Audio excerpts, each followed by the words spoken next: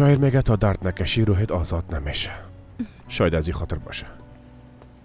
میخواین زندگی کنن، میخواین دیده شود، به خاطر ما، به خاطر دوستاش، البته مهمتر از همه به خاطر فامیلشان.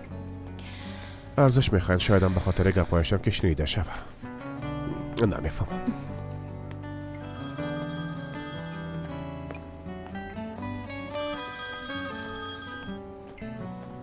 بله. چطور هستی قدیر؟ حالا تو یک گپ از بچیم که آی فراز عروسی کدن منصرف شده. بکیر میگه که ما کار کدن نمیتونم.